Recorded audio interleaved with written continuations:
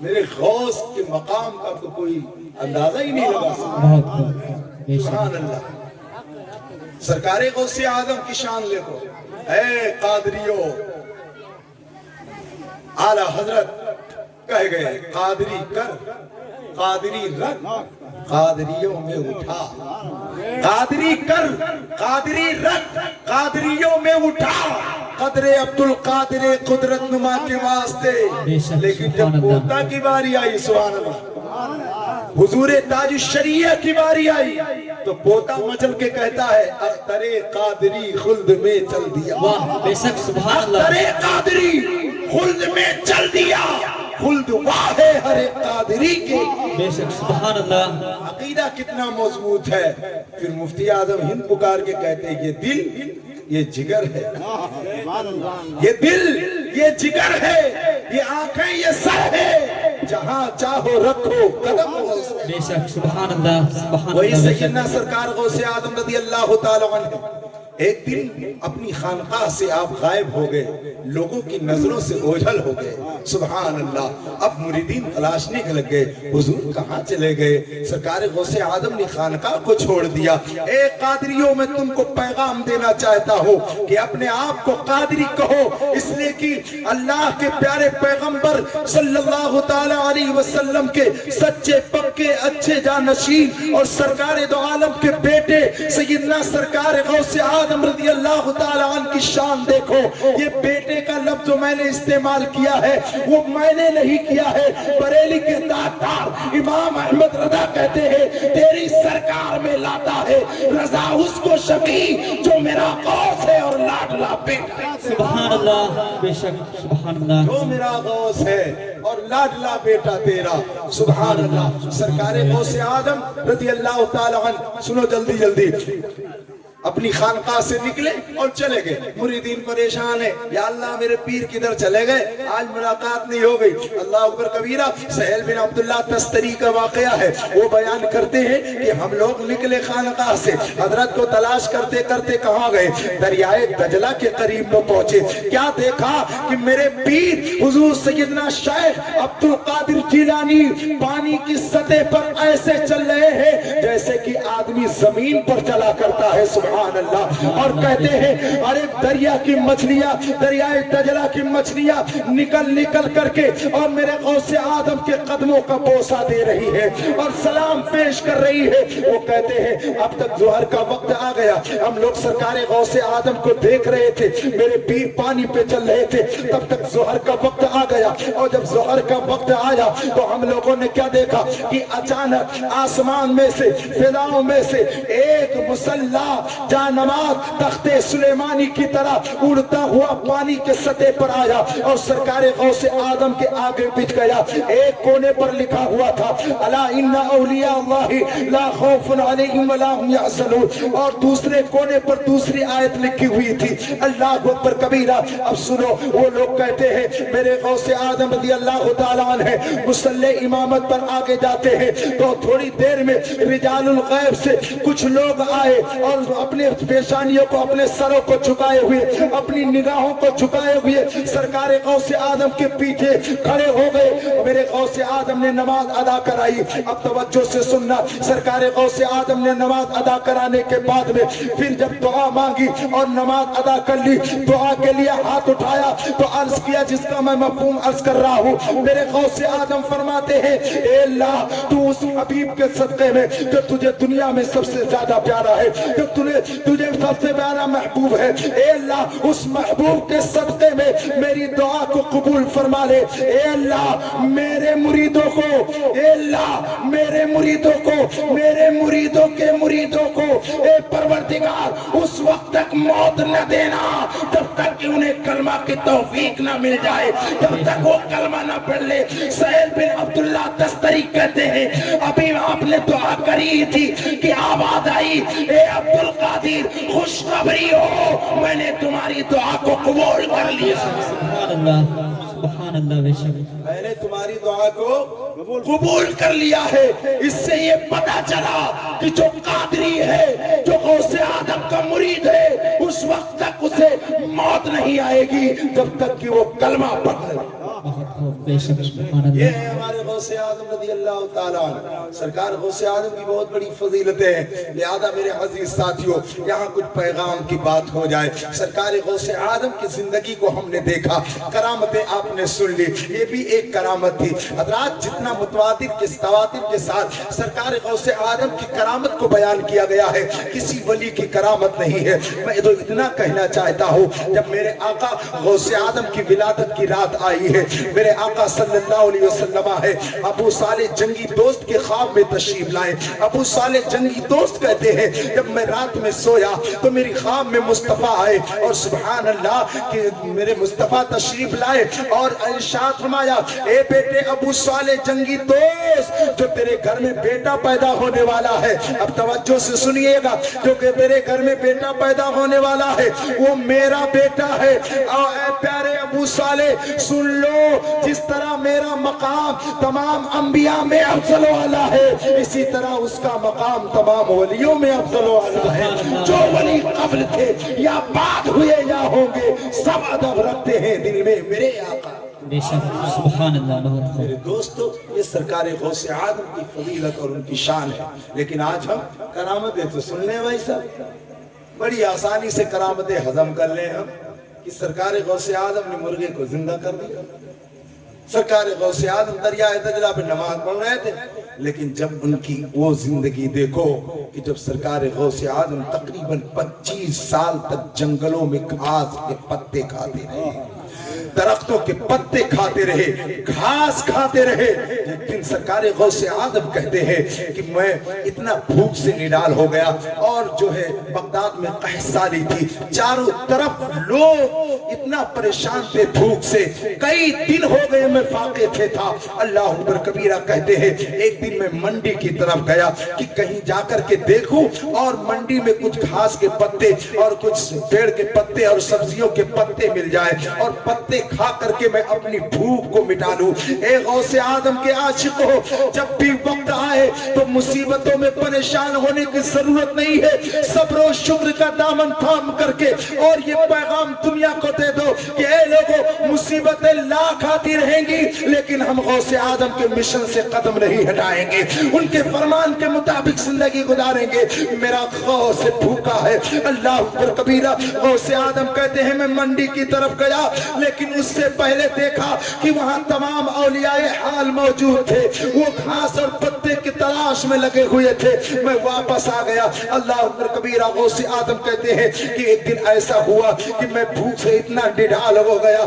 اللہ اکبر کبیرہ اچانک آپ مسجد میں آ گئے، اور جب بھوک آپ کو لگی تو آپ مسجد میں بیٹھ گئے، اللہ کا ذکر کرنے لگ گئے۔ اسی درمیان کیا دیکھا کہ ایک شخص مسجد میں آیا اور وہ گوشت اور کچھ روٹی لے کر کے بیٹھا ہوا ہے۔ حضرات غوث اعظم بھوکے تھے، اب اس گوشت کی خوشبو آپ کے مشام جان کو معطر کری، اور آپ بیٹھے بیٹھے وہی سے دیکھ رہے ہیں۔ جب وہ لقمہ ڈال رہا ہے تو آپ اپنے منہ کو وا کر دیا کرتے ہیں۔ تھوڑی دیر کے بعد وہ شخص کھانا کھا رہا ہے، پھر اس نے دیکھا کہ ایک وہ بیٹھے ہوئے ہیں، تو اس شخص نے بلایا کہ آؤ بھائی تم بھی کھانا کھا لو، توجہ سے سننا۔ اب غوث اعظم چاہ تو نہیں رہے تھے، لیکن پھر بھی بھوک کی شدت اتنی تھی، آپ گئے اور کھانا کھانے لگ گئے۔ اب آپس میں گفتگو ہونے لگ گئی۔ وہ شخص پوچھتا ہے کہ آپ کون ہیں؟ اللہ اکبر کبیرہ۔ تو وہ شخص جو آنے والا تھا، سرکار غوث اعظم نے اس سے سوال کیا، اے بھائی آپ کہاں سے آئے ہیں،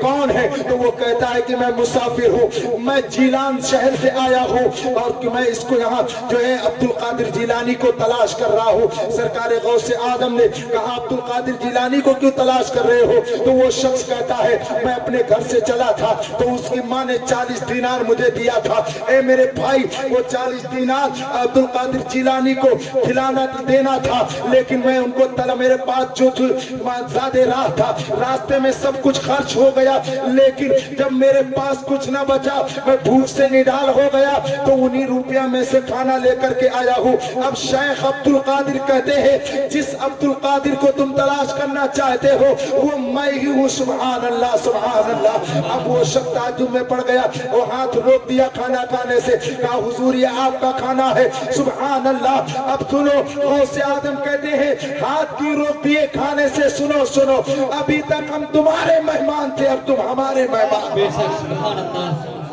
وہ کھانا کھا رہے ہیں. اب سنو مسلمانوں، آج کا حال ہوتا تو آپ اس وقت تانا زنی کرتے، لیکن غوث آدم نے اس کو کھانا بھی کھلایا. کھانا کھلانے کے بعد میں اسی اشرفیوں، اسی دینار سے اس کے لیے زیادہ راہ بھی مقرر کر دیا کہ جانا اور اتنا پیسہ تم سفر میں خرچ کر لینا. اور جتنی اشرفیاں بچی تھی سرکار غوث آدم نے اسے اپنے کھانے پر خرچ نہیں کیا، بلکہ مسجد سے باہر نکلے، بلایا غریبوں کو اور ساری اشرفیاں غریبوں میں تقسیم کر دیا. سارے روپیے غریبوں میں تقسیم کر دیا. بتانے کا مقصد یہ ہے غوث اعظم کی زندگی یہ ہے، ہمیشہ غریبوں کی مدد کیا کرتے تھے، بھوکے رہتے تھے، اوروں کو کھلا دیتے تھے. کیسے صابر تھے محمد کے گھرانے. سبحان اللہ بے شک، سبحان اللہ. وہ میرے غوث اعظم کی شان ہے. اور ایک بات، آج مصیبت کون جھیل رہا بھائی صاحب؟ مدرسے میں طالب علم چلا جائے، دال پتلی مل جائے تو ماں باپ کا مولانا ایسے کیا کھلا رہا ہے تم؟ میرا بیٹا سوکھ جائے گا. ایسے ایک بوڑھی عورت سرکار غوث اعظم کی بارگاہ میں آئی، سمجھے نا، وہ بھی لے کر کے اپنے لڑکے کو کہا حضور اس کو کچھ سکھا دیجئے، سبحان اللہ، عالم بنا دیجئے، اس کو آپ اپنے جیسا بنا دیجئے. سبحان اللہ کہی. بے شک، سبحان اللہ. تو ہوتی ہے نا اپنے بچے کی پرورش کے لیے کیا کیا نہیں کرتی ماں. سبحان اللہ. وہ بھی لے کے آ گئی شوق میں غوث کی بارگاہ. کہا حضور اس کو آپ اپنے پاس رکھیے اور زہد کی، معرفت کی اس کو تعلیم دیجئے. سرکار غوث اعظم نے کہا چھوڑ دو. سرکار غوث اعظم نے اسی دن مقرر کر دیا، بیٹا اگر کچھ سیکھنا چاہ رہا ہے تو آج سے سوکھی روٹی کھائے گا. سبحان اللہ. ارے مطلب کہ بولو، سوکھی روٹی کھانے لگ گیا. وہ چند دنوں کے بعد سوکھ کے وہ کاٹا ہو گیا. بھائی صاحب سوکھ کے وہ کاٹا ہو گیا. اب تھوڑی دن کے بعد اس کی ماں ملاقات کے لیے آئی. وہ اپنے لال کو دیکھا تو پھر اس کی آنکھیں پھٹی کی پھٹی رہ گئی کہ میں تو اسے اچھا خاصا چنگا چھوڑ کے گئی تھی، لیکن یہ تو دیکھو ہڈیاں نظر آ رہی ہیں، گوشت نظر نہیں آ رہا. اللہ اکبر کبیرہ. اب ماں تو ماں ہوتی ہے یار، ماں کی ممتا کا کوئی جواب نہیں ہوتا ہے. ماں اپنے بیٹے سے کتنا پیار کرے، ماں اپنے بیٹے سے کتنی محبت کیا کرتی ہے. لیکن ایک ہم ہیں جو اپنے ماں کو ٹھکرا دیتے ہیں. ایک ہم ہیں جو جوان ہونے کے بعد ماں باپ کو ٹھکراتے ہیں. اے ماں باپ کو ٹھکرانے والے، تم اپنی زندگی کا پورا معاملہ دیکھ کے رکھو اور مشاہدہ کرو کہ تم ماں باپ کے ساتھ کتنا جو ہے ایسا غلط رویہ اختیار کرتے ہو جس سے ماں باپ تم سے راضی نہیں ہوتے. یاد رکھو، یہ سوچ رہے ہو کہ آج ہم اپنے ماں باپ کو ستاتے ہیں، کل ہمیں نہیں ستایا جائے گا.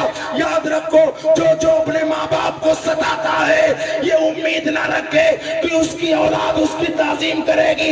اگر اولاد سے تعظیم کروانا چاہتے ہو تو پہلے اپنے ماں باپ کی تعظیم کرو. اور جس دن تمہارا یہ شیوا ہو جائے گا کہ ماں باپ کی تعظیم کرنے لگو گے، رب بھی تم سے راضی ہوگا، رب کے محبوب تم سے راضی. بے شک، سبحان اللہ، سبحان اللہ. بے شک. ہاں، سرکار غوث اعظم کی بارگاہ میں بوڑھی عورت ماں تھی نا، دل میں ماں، سینے میں ماں کا دل تھا. سبحان اللہ. تڑپ گئی. کہا یار میرے لال تو اتنا جو ہے دبلا پتلا کر دیا گیا، اب میں اس کو یہاں نہیں رکھوں گی. سرکار غوث اعظم کی بارگاہ میں پہنچی نا تو میرے غوث مرغا تناول فرما رہے تھے. کیا کھا رہے تھے؟ ہاں، بوڑھی چڑھی بھیا اور دیکھا رہے حضرت جی آپ تو مرغا کھا رہے ہیں. اور لگی کہ حضور آپ تو ادھر مرغا کھا رہے ہیں، میرا بیٹا سوکھی روٹیاں کھا کر کے کتنا سوکھا ہو گئے، اس کے جسم پہ ہڈیاں رہ گئی. سرکار غوث اعظم نے کوئی جواب نہیں دیا. سبحان اللہ. سرکار غوث اعظم نے کوئی جواب نہیں دیا. اب کیا ہوا؟ سرکار غوث اعظم نے خادم کو بلایا، خادم ادھر آ. خادم کو بلایا، خادم آیا، کہا ساری ہڈیاں اکٹھا کر. ساری ہڈیاں اکٹھا کری. سبحان اللہ.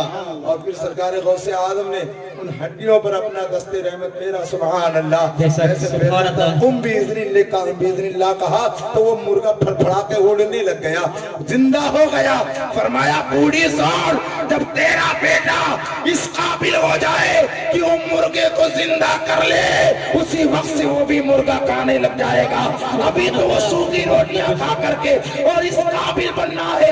یہ غوث کیا بتانا چاہے کہتے ہیں اے بوڑھی عورت میں بھی جنگلوں میں جا کر اتنے سالوں تک کھانا نہیں کھایا, میں نے قسم کھا لی تھی عبد القادر کھانا نہیں کھائے گا. ایک دن رب کی طرف سے آواز آتی ہے اے میرے محبوب عبد القادر, اے عبد القادر کھانا کھا لے. غوث اعظم کہتے ہیں اے مولا کھا تو لوں گا, تیرا فرمان ہے, لیکن مولا وعدہ کر لے جو میرا قادری مرید ہوگا تو اس کی بخشش فرما دے گا, میں کھانا کھا لوں گا. رب فرماتا ہے عبد القادر میں نے وعدہ کیا جو تیرا ہوگا وہ میرا ہوگا, جو تیرا ہوگا اسے جنت میں داخلہ ملے.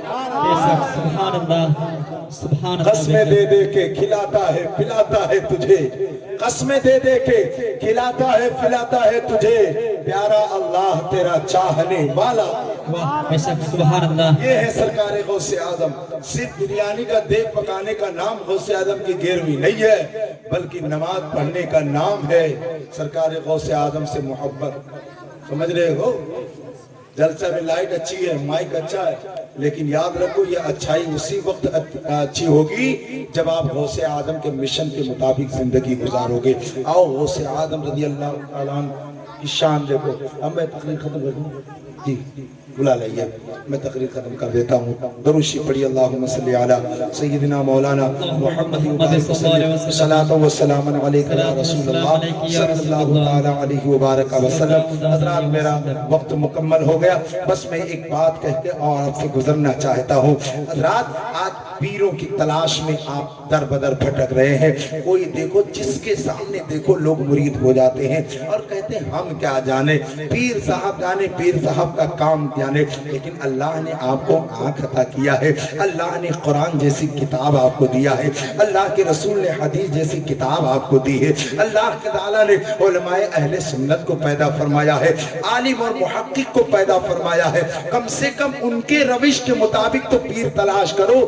شریعت میں 4 شرطیں دی گئی ہے, لیکن 4 کے ہاں 4 کا نام و نشان نہیں, بلکہ 400 بدعات اس کے اندر اور زیادہ موجود ہوتی ہیں. اللہ اکبر کبیرہ. بال لمبے لمبے دیکھا, کہا بابا بہت بڑا پکڑ والا ہے, بابا بہت بڑا پہنچ والا ہے. ہم نے پوچھا کہاں تک پہنچے ہو بابا؟ کہتے بہت دور تک پہنچا ہوں. کہاں تک؟ تو پتہ لگا کہ یہ جہنم تک پہنچے ہوئے ہیں, جہاں تک مومن کی پہنچ نہیں ہے.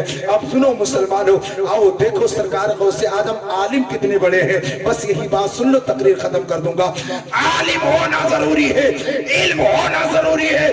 بغیر علم کے کوئی ولی نہیں ہوتا, اور بغیر علم کے کوئی متقی نہیں بن سکتا, بغیر علم کے کوئی تمہارا پیر نہیں بن سکتا. بے شک سبحان اللہ. سے کبھی گیا نہیں اور کہہ رہے ہیں میں بہت بڑا پیر ہوں. پیر نہیں, پیر ہو پیر. ہم تو پیر نہ مانے, ہم تو ہمارا پیر تو سبحان اللہ. مجھے کو بولو بے شک ہم نے جس پیر کے ہاتھ میں اپنا ہاتھ دیا ان کا مقام یہ ہے کہ دنیا کے حاجی جائیں تو خانہ کعبہ کا طواف کر کے آتے ہیں. میرا پیر وہ ہے جو خانہ کعبہ کے اندر بھی جاتا ہے, اس کا غسل بھی دیتا ہے. بے شک سبحان اللہ. ہمارے پیر کا جواب لا کر کے دکھاؤ. ارے مر گئے بھیا بڑے بڑے لوگ, کہیں تاج الشریعہ تاج الشریعہ, جگہ جگہ نعرہ لگا رہے ہو تاج الشریعہ تاج الشریعہ. ہم نے کہا تمہاری جلن کیوں ہو رہی ہے؟ کہا جلن کیوں نہ ہو, اس لیے کہ وہ جس گلی سے گزر جاتے تھے تو سبحان اللہ اللہ کی مخلوق ان سے بے پناہ محبت کیا کرتے. بے شک سبحان اللہ. ہاں تو میں عرض یہ کر رہا تھا, ایک مرتبہ علماء کی بارگاہ میں ایک فتویٰ آیا. کیا آیا بھائی صاحب؟ ایک آدمی نے جو ہے منت مانی تھی کہ میں عبادت کروں گا, ایسی اللہ میری منت پوری ہو جائے تو میں ایسی عبادت کروں کہ وہ کوئی نہ کر رہا ہو اس وقت, ایسی عبادت. یا اللہ تو اگر نماز پڑھے گا تو انڈیا والا بھی پڑھے گا, Pakistan, England, Holland, Syria, Libya, لبنان, شام, Iraq, Iran, Afghanistan, Pakistan, Turkestan, سمجھ رہے سب لوگ روزہ رکھو گے تو کہیں جمعرات کا روزہ رکھا جا رہا ہے, کہیں سمار کا روزہ رکھا جا رہا ہے, کہیں سنڈے کا روزہ رکھا جا رہا ہے, کہیں سیٹرڈے کا, کہیں, سمجھ رہے. اب وہ گھبرا گیا, سارے مفتیوں کے پاس گیا, بڑے بڑے اس وقت کے جگید مفتی. کہا یہ تو ناممکن بات ہے, تیری منت کیسے پوری ہو؟ اگر تلاوت کرے گا تو دنیا میں لوگ تلاوت کر رہے ہوں گے بھئی, اگر نماز پڑھے گا تو اس وقت تمام سارے لوگ نماز پڑھ رہے ہوں گے. چل یہاں وقت نہیں ہے, سارے لوگ سو رہے, ہو سکتا ہے تو دوسرے ملک میں دن ہوگا. तेरी मिन्नत कैसे पूरी होगी? ऐसी कोई इबादत ही नहीं है जो दुनिया में हो ना। लेकिन सुभान अल्लाह, कुछ लोगों ने बताया जहां भी मारे मारे फिर रहा है, बड़े पीर के दरबार में चला जाए, सारे मसले का हल हो जाएगा। चल बड़े पीर की बारगाह में। अरे वो औलादे अली है जिनके नाना इल्म के शहर और दादा इल्म के शहर के दरवाजा है, बेशक सुभान अल्लाह, जिन्हें मार्फत का इल्म भी है, जिन्हें तरीकत का भी इल्म है, जिन्हें शरीयत का भी इल्म है। सुभान अल्लाह। अब वो गया और जाने के बाद में सरकार गौसे आजम की बारगाह में आया तो कुछ हासिदों ने चुटकी भी ली होगी, यार ये कौन सी इबादत बताएंगे जब सब लोग इबादत का कैसे, कौन सा ऐसा वक्त होगा जो कोई इबादत ना कर रहा हो। अरे यहाँ नहीं कर रहा है तो कोई ना कोई किसी मुल्क में जरूर कर रहा होगा, तवज्जो से सुनना मुसलमानों। लेकिन बताने के मुताबिक उस सरकार गौसे आजम की बारगाह में गया। अब मेरे गौ से सुभान अल्लाह, गौसे आजम कहते क्या बात है? कहा हुजूर मैंने मिन्नत मानी थी कोई की ऐसी इबादत करूंगा कि उस वक्त कोई इबादत ना कर रहा हो, उस वक्त कोई इबादत ना कर रहा हो। तो सुभान अल्लाह, सरकार गौसे आदम की शान देखो, उनकी फकाहत देखो, उनके इल्म का जो है इल्म का इजहार देखो, उनके इल्म की शान देखो। सुभान अल्लाह, मार्फत और तरीकत के समंदर का हाल देखो। वो कहते हैं ऐ मेरे भाई, ऐ सवाल करने वाला, मैं कहता हूँ तुम कबा शरीफ में चला जा। सुभान अल्लाह, चला जा मक्का शरीफ और बैते हराम में चला जा, मताब में चला जा और लोगों से कह दे कि सारे लोग तवाफ बंद कर दे और तू तनाव वहां तवाफ करने लग जा। इसलिए कि जब सब तवाफ बंद कर देंगे तो कोई उस इबादत में शामिल नहीं होगा, तो अकेले तन्हा वो इबादत। इसलिए कि काबा एक है, न हिंदुस्तान में काबा, न पाकिस्तान में काबा, न इंग्लैंड में काबा, काबा एक है। इबादत तेरी होगी, तेरी मिन्नत भी पूरी होगी। सुभान अल्लाह। ये सरकार गौसे आदम के इल्म का आलम ये है। और इधर तो आलम ये है कि पीर साहब पहुंचते बहुत पहुंचे हुए, नमाज एक नहीं। और ये हमारे जाहिल लोग, ये अनपढ़, जाहिल नहीं कहूंगा, ये अनपढ़ लोग। जाहिल तो पढ़ा लिखा होता है, आप अनपढ़ हैं, जाहिल नहीं। जाहिल तो पढ़ा लिखा होता है। भाई जाहिल उसको कहते हैं जो पढ़ लिख करके बात को न माने, ना समझे। आप तो अनपढ़। पहले तो कहे, मैं ये नहीं कहता सब अनपढ़ हैं, सब पढ़े लिखे हैं, लेकिन ये आम बात है। अब हमारे यहाँ कोई पीर साहब आ गए और इन्हीं में से लोग, हम ही में से लोग कहते मौलाना साहब इनकी बुराई क्यों कर रहे हैं आप? हमने कहा भाई माया की बुराई क्या, चोर को चोर नहीं कहा जाएगा। अगर कोई चोर को चोर कहे तो आप उसको बुरा कहेंगे, भाई फला को चोर क्यों कह रहे हो? भाई उससे इसलिए कहोगे अरे भाई बता दिया बहुत अच्छा, वो मेरा माल लुटने को था, बच जाएगा। डाकू को डाकू कहा जाएगा कि नहीं कहा जाएगा? बोलो भैया। अच्छा दिन को दिन कहोगे कि नहीं कहोगे? रात को रात कहोगे? डीजल को पेट्रोल तो नहीं कहोगे? बताओ भी, नहीं कहोगे ना। मर्द को औरत, औरत को मर्द नहीं कहोगे। सही फैसला है ना। तो फिर आखिर बताओ हमको हक बात, हक को हक कहने में क्यों हार महसूस हो रही? जब आदमी नमाज नहीं पढ़ रहा है तो पीर हो सकता है, जब आदमी रोजा नहीं रख सकता पीर हो सकता है। हमें पीर करा क्यों जाता है कि बंदा गुनहगार हो तो वो नेकोकार बन जाए। अभी जुनैद बगदादी का वाकया आपने सुना, मुरीद होने के लिए आया था। वो झांक झांक के जुनैद बगदादी को रात और दिन देख रहा और कुछ करामत नहीं पाई। एक दिन उठाया झोला चल दिया, आया था तो जुनैद बगदादी ने पूछा उछा नहीं था उससे, कहाँ आए हो? लेकिन जब वो जाने लग गया तो जुनैद बगदादी को, किधर जा रहे हैं?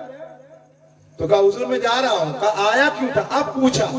महीनों गुजर गया, पूछने आया क्यों था? तो कह रहा हुजूर आया था मुरीद होने के लिए। तो कहा तेरे सामने हजारों लोग बैत होकर के चले गए और तू क्यों नहीं मुरीद हुआ? तो कहा मैंने कोई करामत नहीं देखी हुजूर। कहा करामत? कौन सी करामत? कहा मैंने आपको आसमान में उड़ते नहीं देखा, पानी पे चलते नहीं देखा, मैंने कोई करामत नहीं देखी इतने दिनों में, इसलिए मैं नहीं मुरीद हुआ। अरे है मेरे जुनैद बगदादी, तेरे जुमलों पे लाखों सलाम। वो कहते हैं नादान, आसमान में उड़ना कमाल नहीं, ये बता क्या मैंने कभी पानी भी पिया है?